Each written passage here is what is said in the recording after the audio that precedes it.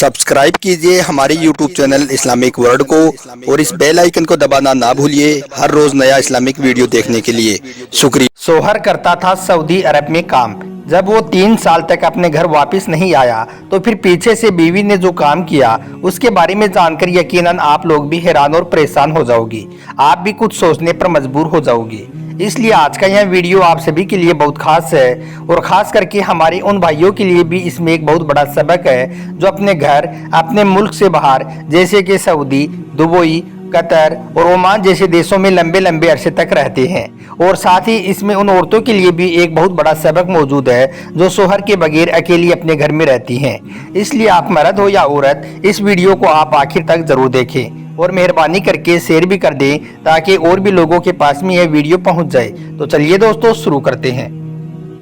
दोस्तों सबसे पहले तो हम आपको बता दें कि यह जो वाकया हम आपको बताने वाले हैं यह वाकया कोई मनगढ़ंत कहानी या किस्सा नहीं है, बल्कि यह एक सच्चा वाकया है जिसको हमारी एक इस्लामिक बहन ने हमको बताया है, जिसको सुनने के बाद में हमें लगा कि यह वाकया आप लोगों में भी शेयर करना चाहिए। इसलिए यह वीडियो हम आपके लिए खास बना रहे हैं। और हम आपको यह भी बता दें कि इस सच्ची कहानी को शेयर करने का हमारा मकसद ये हरगिज़ नहीं है कि ऐसा हर घर में होता ही है, लेकिन हकीकत को कभी भी झुटलाया नहीं जा सकता है, क्योंकि अल्लाह ताला ने इंसानी फितरत में कुछ ऐसी चीज़ें रखी हैं जो इंसान की फितरी ज़रूरतें हुआ करती हैं।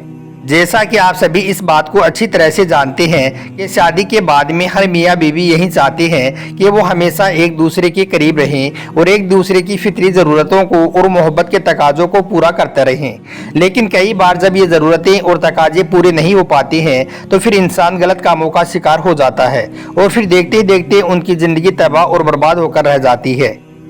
दोस्तों हमारे करीब में एक बहन रहती है जिसका नाम नाजिया है। हम आपको बता दें कि यह उसका बदला हुआ नाम है। यह बहन अपने बारे में कुछ यूँ बताती है। वो कहती है कि मेरा नाम नाजिया है, मेरी उम्र 31 बरस की हो चुकी है। मेरा शोहर पिछले 3 साल से रोजी रोटी की तलाश में सऊदी अरब गए हुए हैं। उनको 3 साल होने को आ गई हैं, मगर वो अभी तक घर वापस नहीं आए हैं। दोस्तों नाजिया बहन का कहना है कि मेरे एक बेटा भी है जिसका नाम साहिल है, जिसकी उम्र तकरीबन 7 साल है, जो कि करीब ही एक स्कूल में पढ़ने जाता है। मैं अपने बेटे को रोजाना स्कूल छोड़ने और फिर शाम को उसे वापस लाने के लिए पैदल घर से जाती हूँ। जिस स्कूल में साहिल पढ़ने जाता है वो हमारे घर से कुछ ही फासले पर है। एक दिन साहिल को स्कूल छोड़ने जाते हुए मेरी नज़र एक नौजवान शख्स पर पड़ी जो मुझे एकटक नज़रों से देख रहा था, जो दिखने में बेहद ही ज़्यादा खूबसूरत था। खैर उस दिन मैंने उस पर कोई खास ध्यान नहीं दिया और मैं चुपचाप वहां से आगे निकल गई और साहिल को स्कूल छोड़ आई।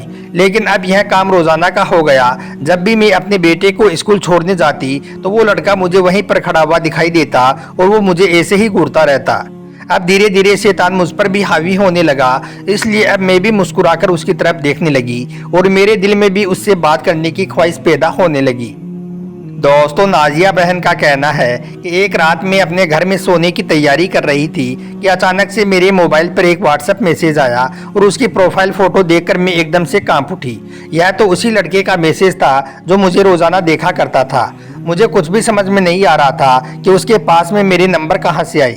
खैर थोड़ी देर के बाद में मैंने उसके मैसेज का जवाब दिया तो वो मेरा हालचाल पूछने लगा।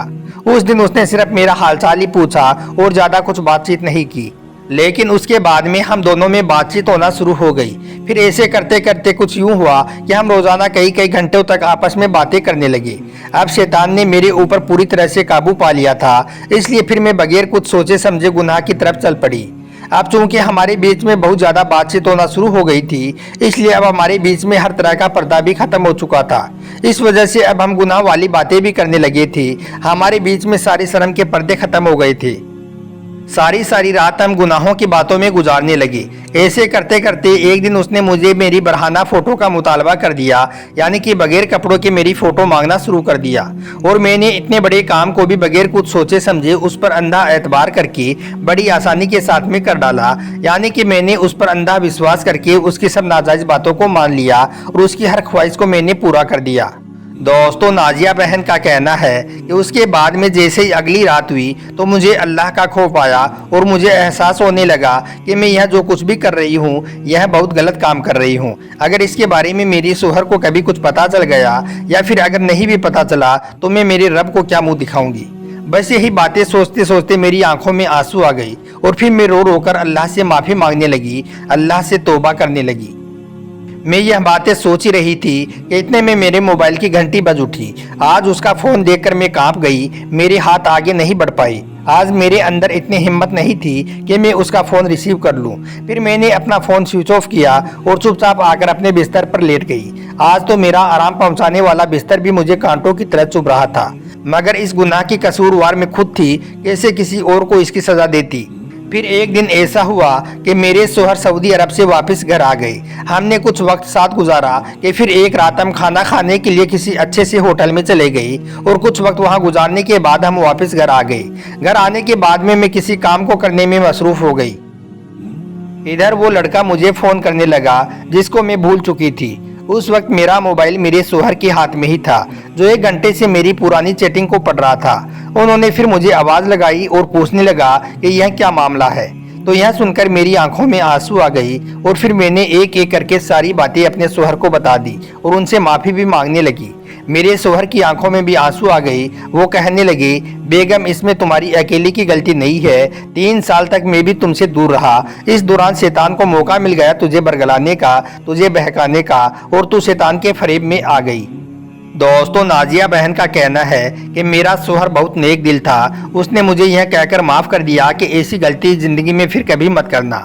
उसके बाद मैंने सच्चे दिल से तौबा की और आज हम दोनों हंसी खुशी के साथ अपनी ज़िंदगी गुजार रही हैं। मगर मैं मेरी इस्लामिक बहनों से कहना चाहती हूँ कि ऐसी गलती आप कभी मत कर देना, क्योंकि हर आदमी मेरे शोहर के जैसा नहीं है। अगर आप ऐसी गलती कर दोगी तो आपकी ज़िंदगी तबाह और बर्बाद होकर रह जाएगी।